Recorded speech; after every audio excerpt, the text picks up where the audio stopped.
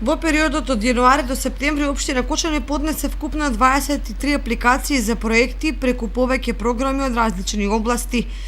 Од нив 8 се одобрени, 7 се во тек на реализација, 14 се во процедура, а 1 е одбиен. До програмата за прекогранична соработка во партнерство со општина Разлог е поднесен проектот регулација на делот кеот на Кочанска река од местото викано Зебец до местото викано Бавчалук, а во партнерство со училиште од село Мусомиште е поднесен проект за реконструкција на дел од училишната зграда на основното училиште Свети Кирил и Методи. За општина Кочани од посебен интерес за реализација се проектите за реконструкција на мултикултурниот центар, апликација која е поднесена до програмата за прекогранична соработка преку Центарот за развој на Источниот плански регион во партнерство со бугарската општина Гоце Делчев, како и проектот уредување и опремување на просторот околу споменикот на Слободата, каде партнер е општина Рила. До Министерството за труд и социјална политика се поднесени апликации за изградба на 2 капитални објекти, нова детска градинка до местноста Драчевик и за изградба на домот за стари лица.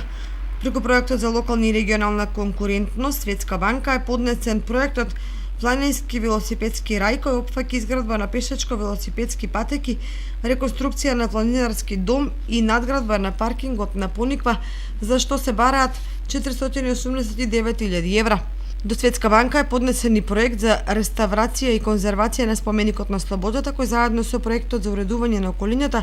би резултирал со комплетно уредена целина.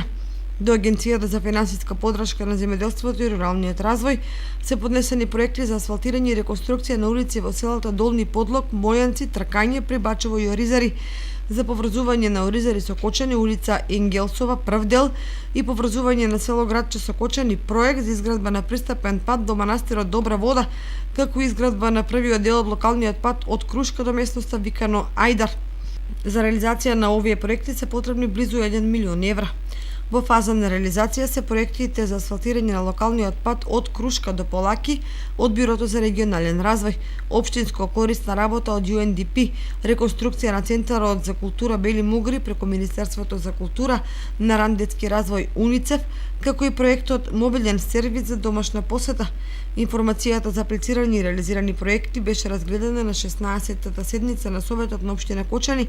на која членовите дадоа едногласна поддршка и повика и понатаму да се креираат и аплицираат што повеќе проекти и да се решаваат значајни потреби на Кочани.